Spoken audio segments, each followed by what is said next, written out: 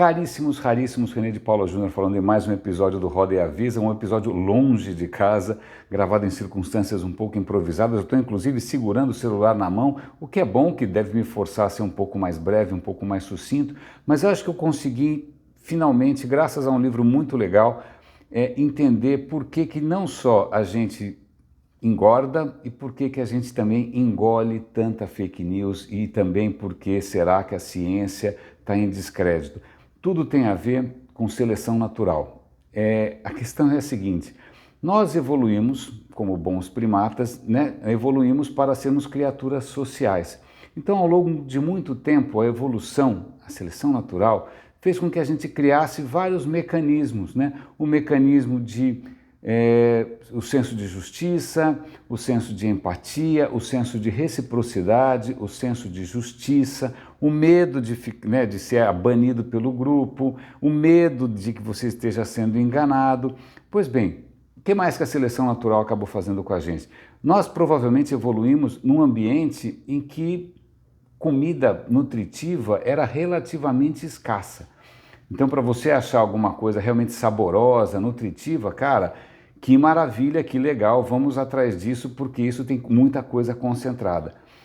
O que acontece é que essa escassez, né, de coisas gordurosas ou de coisas mais doces é uma coisa do passado, né, com a cultura, com a ciência, com a civilização. Agora, a preço de banana, você compra coisas que não só tem muita gordura, mas também tem muita caloria.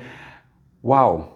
Acontece que isso é muito recente e a gente foi programado a justamente ter fissura por isso, a querer se empanturrar disso, porque isso era completamente raro e agora não é mais raro, é abundante, mas acontece que a nossa programação, infelizmente, faz com que a gente não tenha defesa contra o quê? Contra o excesso disso, contra a abundância.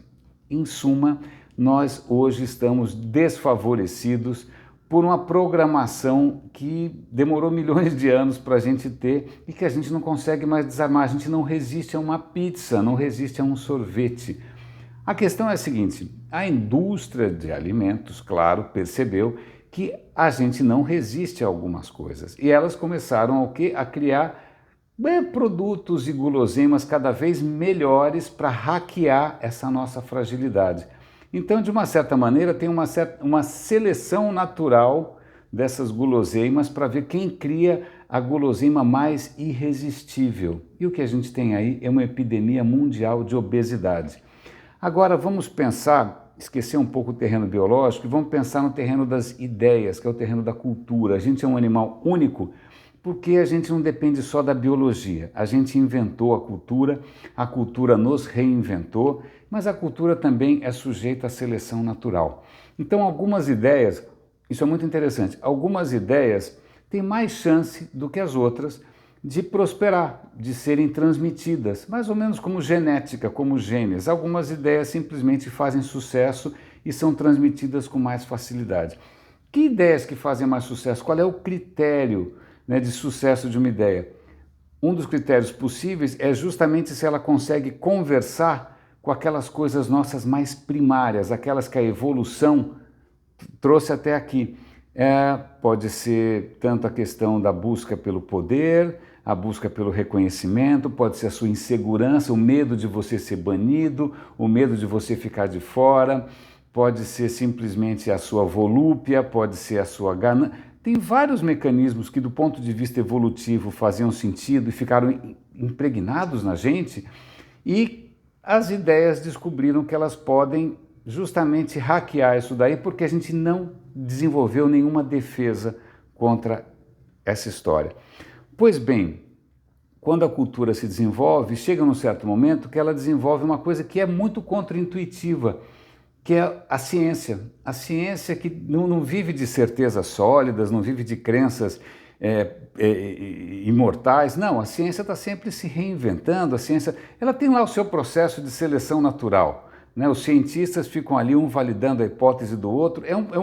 Funcionou tão bem essa seleção natural da ciência que ela avançou pra caramba. Estou segurando aqui um smartphone na minha mão e publicando alguma coisa que vocês vão ver em qualquer lugar do mundo.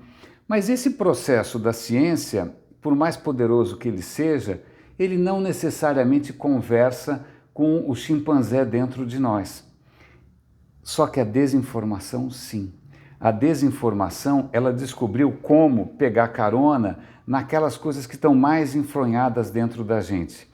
E o que acontece? A desinformação, as fake news, as teorias da conspiração, elas hackeiam, elas estão evoluindo, isso é muito interessante, é uma seleção natural da desinformação. Elas estão evoluindo para cada vez mais hackear a nossa cabeça e é muito difícil de resistir. Se eu contar para você que o seu time de futebol ganhou ou perdeu, nossa, você vai dar pulos de alegria. Agora, se eu contar para você que alguém descobriu como transmitir mais dados por fibra ótica usando o momento angular orbital, que é quantizado da luz, eu duvido que você tenha um orgasmo intelectual, duvido. Mas a questão é que alguns tipos de informação, elas calam, elas falam, elas se encaixam dentro de coisas que são muito, muito, muito antigas. E o problema é que a desinformação, como um bom vírus, ela descobriu como pegar carona nas plataformas e na conectividade que a gente criou. Então, o que a gente está vendo agora é uma desinformação 2.0, 3.0, 4.0, alimentada pelos próprios algoritmos que a gente criou, em princípio, para ganhar mais dinheiro. A questão é, como que a gente consegue resistir a uma coisa tão irresistível quanto a desinformação, quando o que a gente tem para fazer um contraponto é justamente esse processo lento, meio sem graça, meio que nem tofu, né, meio sem gosto, que é o processo da ciência, da educação. Isso é chato. Né? À medida que a gente hoje tem tantas opções, você acha que você vai escolher o que é chato? Ou que você vai escolher um podcast como Roda e Avisa? Ou você vai escolher alguma coisa como Radinho de Pilha? Não, tem coisas muito mais legais que você não consegue resistir. É isso. Se você quiser entender por que a gente está ficando obeso e burro empoderado, burro conectado, Darwin. Mas eu sei que essa é uma ideia que não deixa todo mundo saltitando de alegria. Um grande abraço e até o próximo episódio do Roda e Avisa.